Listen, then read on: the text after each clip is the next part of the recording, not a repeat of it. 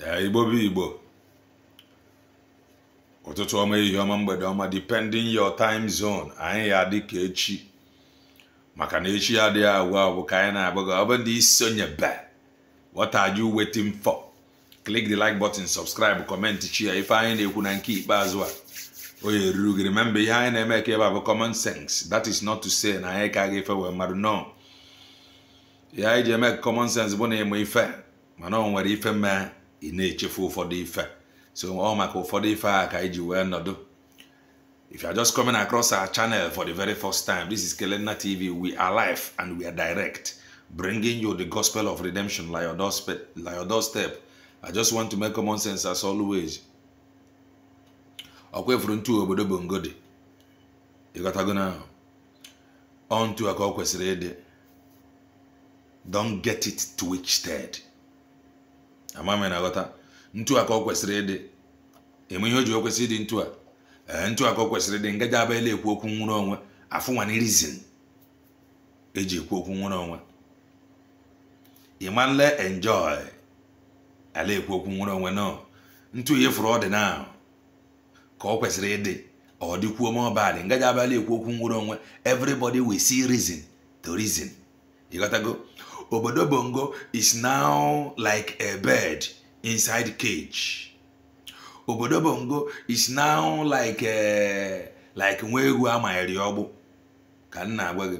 Obodo Bongo is now like a goat taken to a slaughter place ma ọ bụ a cow taken to a slaughter place. Obodo Bongo has been captured. And you want to go kwesịrị dị ngaji aba nwe ndị raiziri ekwu okwu nwere onwe a na-eti ihe ọnụ a na-eteke ya serious. Mana ọ bụrụ na ọ bụ ntu a ile ekwu okwu nwere onwe ụfọdụ ya sị you go and sit down, get out of here, man. Ama na ghọta.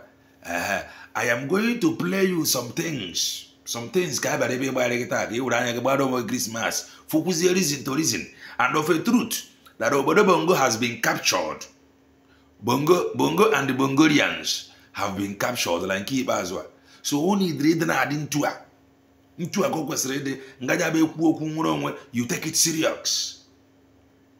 I just want to play you few videos for you to believe that of a truth the obodo Bongo and the It Bongorians has been captured. Ka nna agba ere. So ndị na-ekwu okwu nwere onwe like ya ntu a. Jenny Joma Azepa ma like ya ntu a na ọ agbaghị ya like ya ntu a. Because on to a call about the only woken you will be forced to reason. So ndile woken like freedom fighters, fale wele egu. Kana wage, fane wele egu, ntu obodo dan Bongo si wedi now. Fane wele egu, weliwe wui. Makine wele egu ine woken. The international communities, they will be forced to see reason to reason. Let's go.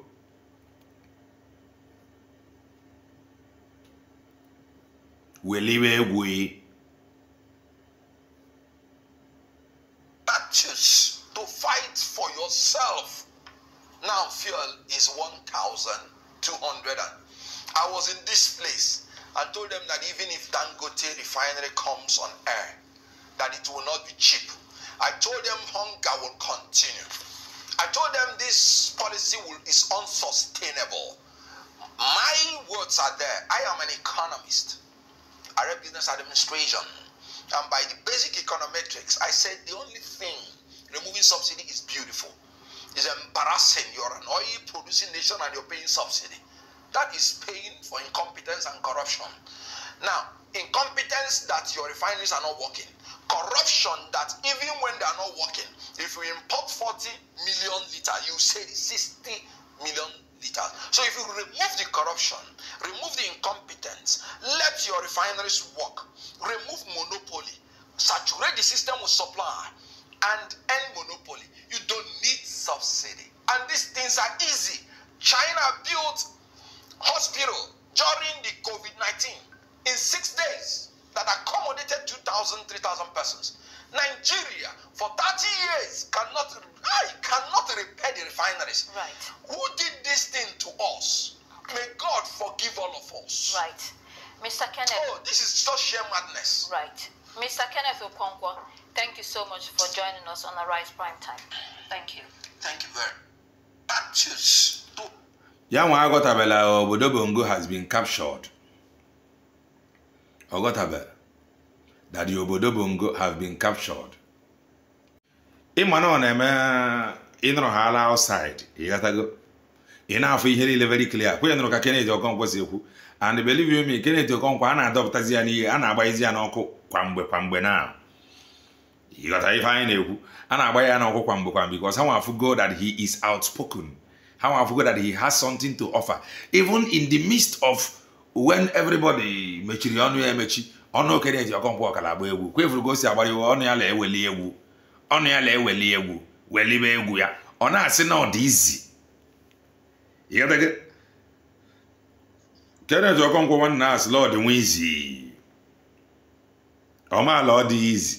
Mgbe ọ banye ebe a na ebieghị ya aka n'ala ka m na-agwa gị because e nwere some invincible forces lebi onye ọbụla nwere good intention bagharị ebe a aka n'ala. Kenneth Okonkwo amegide banye ebe a na the invincible forces dị n'obodo Bongo ebie ya aka n'ala and ebie ya aka n'ala ọ ya jụ ihe nke ọ bụ mkpa ịdị and ọ nọsi ebe a pụta onwe ihe ọ ji eme achieve. I am looking for a video to play to you. Ihe anyị bịara na-agba ka anyị gbaisiara gị ife onyonyo ka ifu ndị osu agbatakwuru that the obodo Bongo have been captured. You gotta go. Don't listen to Kenneth Okonkwo telling you it is easy.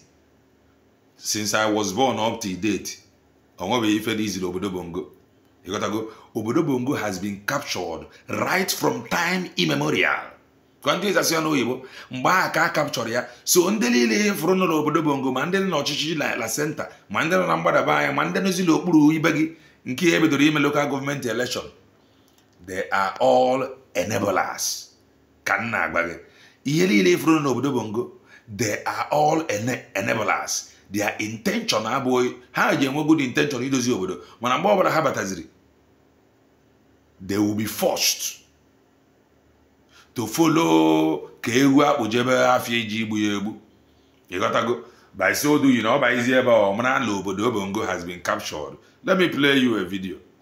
Na adị ekwu ọnụ efu ekwu ihe anyị jiri ebe da abụ ka agba gasara gị ihe for you to understand of a truth. The obodo Bongo and the it Bongolians has been captured. Let's go.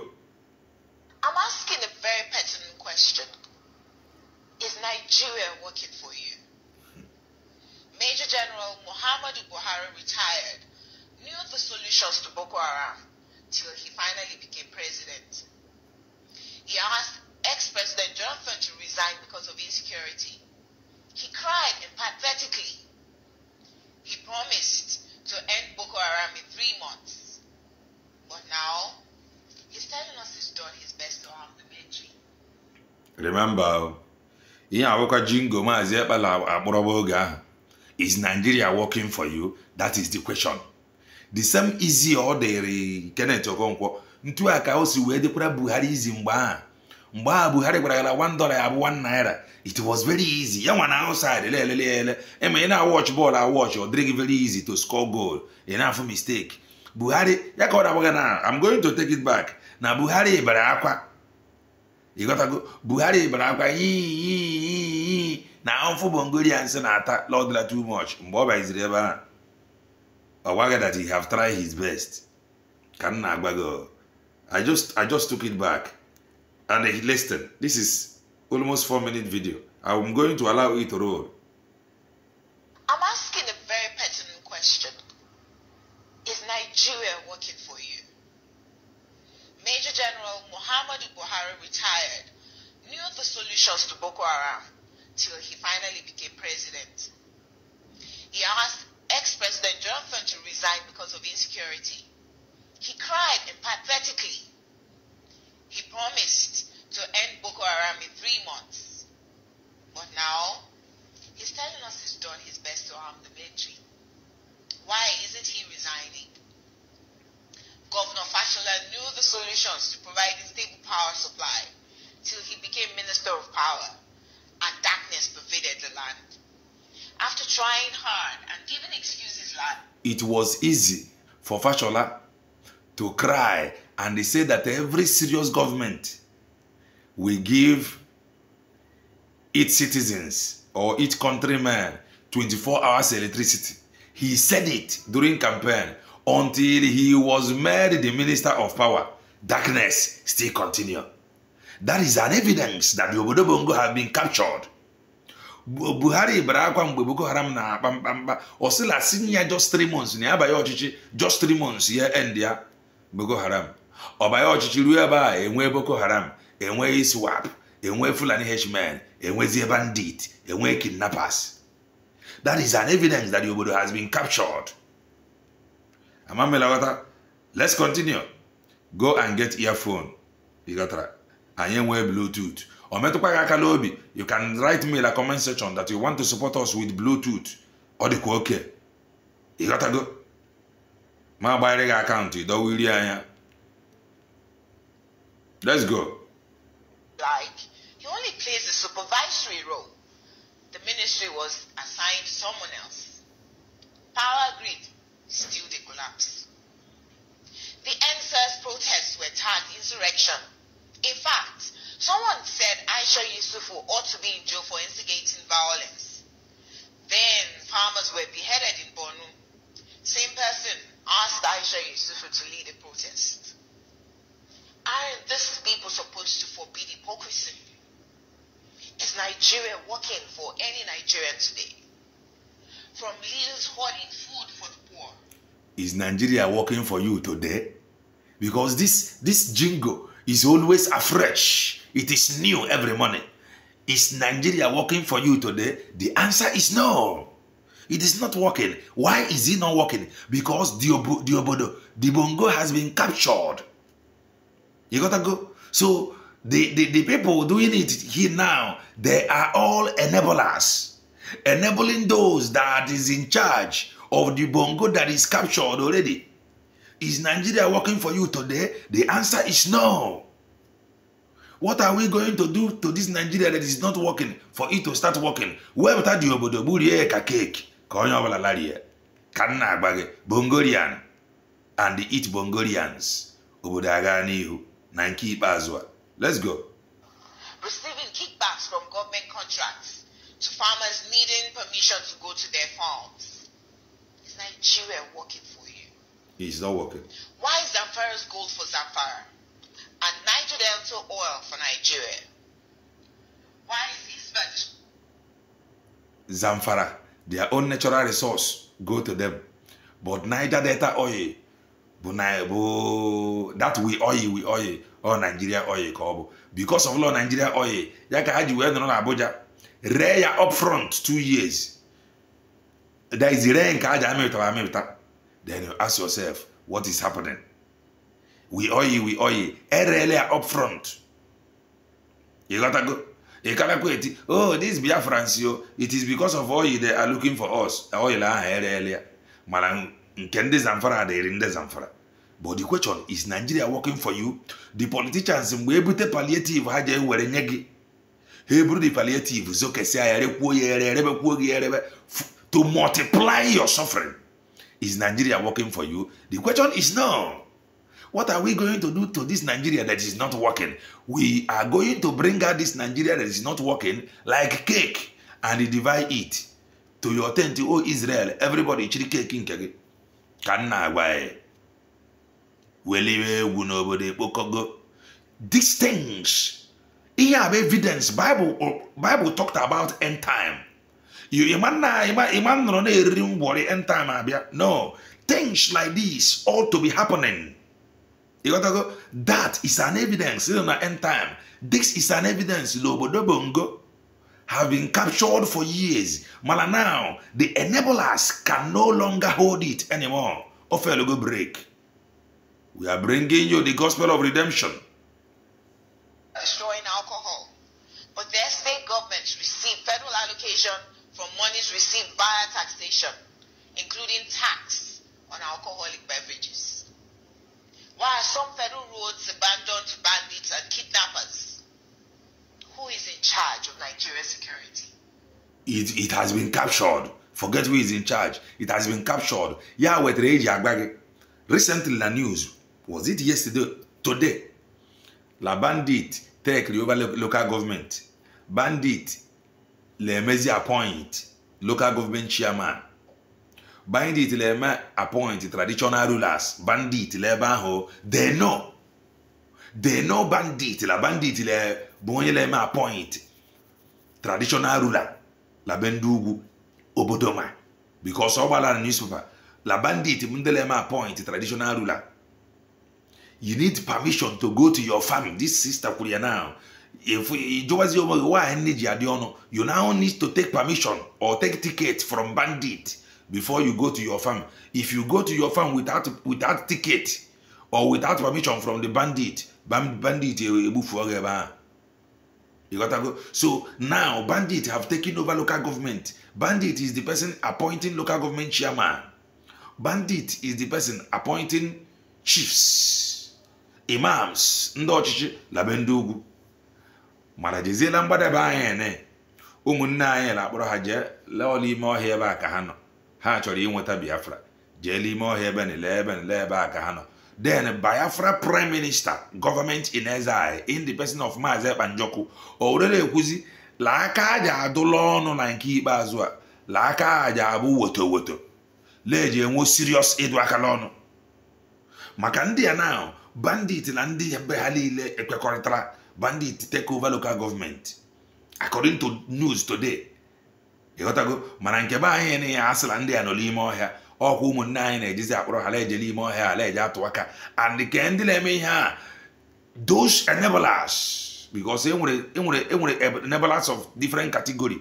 Some enablers in the hula kama nwuro nwanye ebia.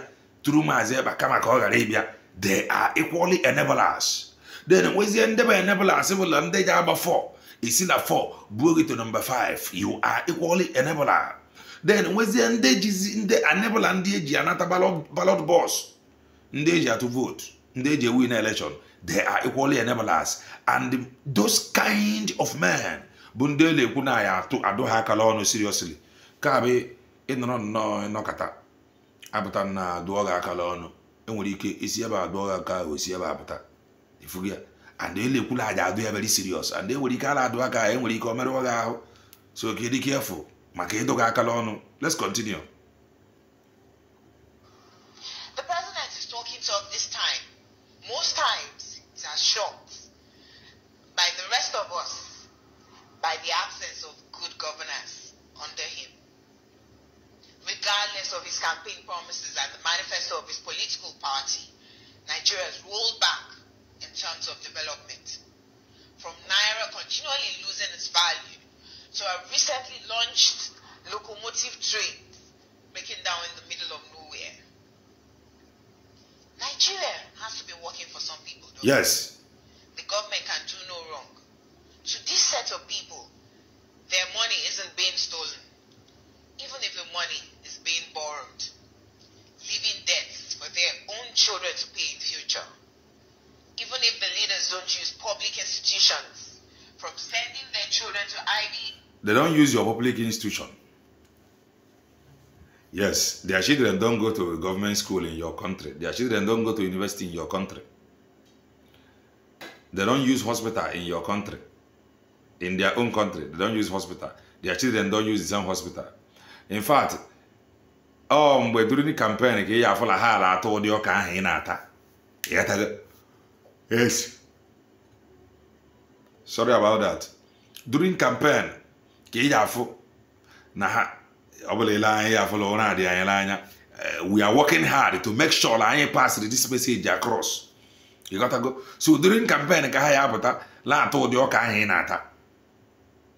so Nigeria, it is working for some people. Nigeria is working for those enablers. That is it. But to you, it's not working. To me, it is not working. But it is working for enablers. Yeah, we're a politician. Yes, because of them all. Schools abroad, to getting medical treatment abroad. Some people who have nothing, and we need to donate money for their medical bills if they have a serious ailment, continue to hail the obvious lack of. When a kidney failure now, Nigerians will contribute money. The person will travel to India for kidney failure. But we have hospital in Nigeria. but the hospital is not working. I am going to play you a video of a hospital in Nigeria. Ihe anyị nọ na-abụ ka anyị gbanyere gị aka ị mara na obodo has been captured ma law nọzi beyond repair. Good governance till Nigeria happens to them. Then they get a little peace. May Nigeria never happen to you. Say amen. We deserve better than the political class. May Nigeria never happen to you. Say amen. To represent people who can't even afford to feed themselves. I am Olajumoke Alaude James. Nigeria is not working for me. Is Nigeria working for you? She called her name Olajumoke. She said that Nigeria is not working for her. Then I ask you, is Nigeria working for you? The question is no. Amame Lagota, Nigeria is not working for anybody. Let me take that little side back. Continue to hail the obvious lack of good governance till Nigeria happens to them. Then they get a little peace. Till Nigeria happen to them until how war. Oh, where can I put in Nigeria? Nigeria happening to you over there. Continue to listen. May Nigeria never happen to you. Amen. Say amen. We deserve better than the political class who go home with millions monthly to represent people who can't even afford to feed themselves. They go home monthly with millions. And what are they paying that millions for? Is that they are representing you. You that they are representing, I go on a boogie, but they are representing you. They are being paid millions. Nigeria is not working for you. I am Olajumoke Alaude James. Nigeria is not working for Olajumoke Alaude James. Nigeria is not working for her. me. Is Nigeria working for you? No. No, it's not working for me. It can be working. Now, I am going to take you a journey to a journey of a hospital. That is to prove to you that of a truth. They don't use your hospital. They are not interested how you are doing. Let me show you hospital. FMC that is not the Federal University Teaching Hospital Owerri. Inside this ward, you can see children here. Children admitted here. Out of 6 bulbs, only 1 is on. These 2 cylinders are not on at all. Look at the walkways. Look at. I'm going to take it back. In a hospital like this is where you were born. And those taking millions every month in the name of representing you from Abuja, they will tell you to think what you will do to your country, not what your country to do to you. Iflandia, hey, Chileke, to God, Obolela Obodo Bongoli, Obolela Bongo and the Bongolians and their enablers Lee, Amramle de Pacha. This is where you were born. And this from what? Right from the womb of time to your mother's womb. Obodo Bongo Aburugo a weapon fashioned to destroy you. Right from the womb of time to the womb of your mother. And the Remrana Damogo Obodo Bongo Aburugo weapon fashioned to destroy you. Look at Lolo Weba Monoge, Fana de Ayoko de Lolo Waka, somebody there representing from Abuja Jana Bagi that you should think to. That you should think if you Jamro Obodo Deberegalo the honor dua. Right from Bamroge, Obodo Deberegalo the honor dua, Deberegalo Chichiri, Kana Bagi. Americans say, think what you will do for American. Don't think what America will do for you. They are using American language. Look at where you were born. All atro keba. Then the same people will come and tell you tomorrow, oh, think of what you will do to your country, not what your Chileke Baonoku. Chileke Baonoku. Chileke Body. Prayer for Nigeria, it is what I will never tell any of my child to pray. In fact, from school, they withdraw me from that school. I'm being honest. Let me show you government hospital. They will come and tell you, oh, don't think what your country will do for you. Think what you will do for your country.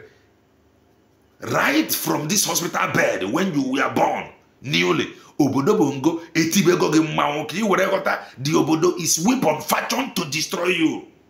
Ihe a bụ ihe wetara ndị na-ekwu okwu nwere onwe ji ekwu okwu n'onwe. So ị bụrụ ha ala ịchọ ịbụ ọgbata uhie adụọ gị aka n'ọnụ ị pụọla ụzọ ka m na-agwa gị. Let's continue. They don't use your hospital. Yeah, what road you wedding to her. Their children don't use the hospital. Yeah, what road you wedding to her. Their relatives don't use the hospital. Yeah, what road you wedding to her. Their fellow politicians and their friends and their well-wishers, they don't use the hospital. Yeah, what road you wedding to her. Let me show you. FMC that is not the Federal University Teaching Hospital Owerri. Inside this ward, you can see children here. Children admitted here out of 6 box, only one is on. Onye abụ onye Igbo obi adịghị ya mma inugodi olu mmiri okwu o na-eti mkpu. He is shouting on top of his voice. He is angry and angered. He is angered and angry. He is expressing vaccination. Can I bag it? Fast are not on at all. Look at the walkways. Look at the walkways very dark. Look at the walkways very dark. This is a federal institution here in Owerri, federal hospital, and somebody is in charge. Can't the government come in and look for what's happening here? What are we seeing in this town? Why are people so wicked and mean? Putting people in a place that there is nothing working there. Let the government come and ask questions. Who is taking the money? And this hospital now, oxygen there. Nwa ọbụla amụrụ ọfụ premature need the oxygen ka enwe ike hold go for some hours or for some days. Nwa ọbụla amụrụ premature obodo bongo la anwụ. A friend and a brother of mine lose triplet because no when oxygen. This obodo bongo is weapon fashioned against you. Go destroy yage. Obodo bongo fell ole destroy again. Mgbe amụrụ gị ọfụ mgbe ị nọ mgbe onye a nọ n'ụdị ụlọ ọgwụ a asị gị la oh sorry we are sorry ịmarala ọnwụọla. O fell ole egbughị gị mgbe a it will last happen to you like old age. Or mgbe ịgbagotekwere la ihe eji eme abụ mmadụ it will happen to you. And you know how Nigeria happened to you emerala nke ga-agala. So if you escape this kind of ụlọ ọgwụ obodo bongo will be waiting for you mgbe ọbụla egburu adult. And mgbe a ka the language ji change. May Nigeria not happen to you, amen. But Nigeria is happening to many Nigerians every day. Yeah, what the church is everywhere. Agbagela obu ebere ozi anyị jire etozi ogologo je chọ data. Agbagela obu night vigil 100 days bụ ihe je weta. Edem mage while emanjo. And I said here now, first time nje ekwu ihe a. Ife ilu ole eji ekpere edozi obodo. Huh? Or ke kan je sije etinye ya. No, obodo bongo has been tested and trusted and proven. Na praying and fasting na manjia dozite nwo a country. Israel alụ ọgụ akwado ọgụ. La ndị pastors niile Ebuka Obi lewe now. O megide je China, host to a program. Nweta 2,000 or 1,000 Chinese. Biara onwe ha. They want to make it close. This is my platform. I go 200. In Madrid, in just 200. Bola. Nde ba anyị bi abroad na. Nde ba anyị bi la China. The 200 lụrụ ụmụ anyị chinko. Ha bịa church ha aja akpọta ụmụ ndị nwunye ha 200 were ha feel oche. Ya ka ndị we may extend. If he can raise ọbụla ọja atọgata mmadụ 2,000 apart from ụmụ nwanyị ndị be anyị kpụrụ ebe I will you chọta ịmara lekpere ha na ọrụ. China adịghị ekpere but they are enjoying 24 hours more than you that pray. Agbaghị that you are going ihe niile aba asịrị ya akụrụ akụrụ. Agbaghị that you are going to enjoy your own in heaven. Iribeghele ụwa. How are you sure lije eri ala heaven? Okwe nụrụ kekene ito kongo gwara gị la under 3 days cause 2 days cause 7 days yo that Chinese built hospital contain 2,000 something people during the time of COVID. Mana COVID yeah I roll over under days maybe 3 days. You know ileje 100 days time Virginia. That is because la bongo ka ekwensu tụrụ ụlọ biri ụlọ ọgwụ like this now, that is where demon lies. Ọbụla ọkụ dị everywhere now. Demon ama nọ ụlọ ọgwụ a. Ụlọ ọgwụ a egbuo. Ụlọ ọgwụ ile anya ụlọ ọgwụ like this have killed many destinies. Because o nwere destiny jabọ na-apụta ụwa. And that is mmụọ ọjọọ a na-agba mgba. Ihe mmụọ ọjọọ a ji agba mgba bụ ka onye agara fulfill destiny. Then o nwere ike push onye a or force onye a, force the woman to give birth prematurely. Onye amụghala nwa prematurely nwa ha nwụọ because le enwe oxygen ja sustain wunda mala obodo ndị ọcha onye ọbụla bụ onye Chukwu zitere pụtara ụwa ha na-eme ekicha na ha preserve the person. Ekwensu ti ya akara aja amụ onye a na premature amụ onye a na premature o take ya 7 days adowe ya oxygen oja na ebe 7 days ya save ndụ ya to make sure onye a pụtara ụwa fulfill destiny. Mala obodo bongo revise is the case. Ekwensu gba iti hala aka ma onye ọbụla amụrụ premature je need oxygen. Ihe ọzọ iji anọ oh sorry we lost the person. Mmadụ amụsị ya nwa ihe ọgbụgba gbaba ya oh we lost her. Ije mụ nwa ụlọ ọgwụ asị you go and begin to pray. That is how it is. The packing us I do everywhere. Obodo bongo is happening to everybody every day until it happen to you. All that happen even to infant newborn baby. It is happening to newborn babies all over. I'm going to take it back and I will not talk again and I will let it roll. Let's go. FMC that is now the Federal University Teaching Hospital Owerri. Inside this ward, we can see children here. Children admitted here out of 6 bulbs, only one is on. These 2 cylinders are not on at all. Look at the walkways. Look at the walkways, very dark. Look at the walkways, very dark. This is a federal institution here in Owerri, federal hospital. And somebody is in charge. Can't the government come in and look for what's happening here? What are we seeing in this town? Why are people so wicked and mean? Putting people in a place that there is nothing working there. Let the government come and ask questions. Who is taking the money to maintain this place? What kind of nonsense is this happening here? Is it Tinubu that's in charge of this hospital now? Is it not human beings? All Burundi was in charge here. Auntie will make here. Or one else actually or one Yoruba chicken. Mmiri gbarụrụ isi itizile mkpu. Mmiri agbarụwara from Abuja. So ndị nke niile they are all enablers.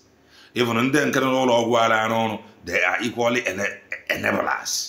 Obodo has been captured right from time immemorial. This is what your ancestors saw that triggered them. Can't our people reason what is happening here? You torture little children and their parents because they're paying heavy money. You can't put lights here. You can't put ceiling fan. They stay here in the night. And I mean, this is wickedness. Too much. FMC that is now the Federal University. That is what it is. This is Bongo and the Bongorians. Onye na-eti mkpu a na otisie mkpu a ike na enwere ike nwudi ya atụwa ya nga. Ọ dị awe. So we are sharing his video. Ya nwa jere mee ya enweta ya na atụwa ya nga. Ka nna agwa gị obodo no send you. Ọ mụrụ onye nke asịrị ọla data. Ọ mụrụ onye nke jere in order to express how sad ọ dị. Ụzọ adịghị mma. O were jene aka oje saa ahụ lagota. Ọsasị ahụ lagota ndị uwe ojii eru okpuru ya. Ọ dị ka akpọchi elu ya. O nwere ike ọbụla aja agbapụta ya agbapụta. And werekwa ya jekwa oge a na-agbagharị protest. End bad government. Anyị gwara ụnụ oge a apụtakwara ọ ka nwere ndị jiri protest a aka ji. Ele demand 10 million maka otu onye. Obodo Bongo has been captured. So n'isiokwu ọbụla okwu nwere onwe a na-ekwu nke a maazị Akpala ekwu na ọla elidi. Okwu olele ajala adụ akala ọnụ. So within two obodo si wee dizie ga tokos. Ịpụtakwazi ekwuchi ụzọ la ha ma ngafere ha adụọ ga akala ọnụ. Remember, la bandit they choose the traditional rulers la bendugwu. Remember, la bandit ete go over local government la beha. Side they are the one peaceful. They recognized bandit. Malaba anyị ne.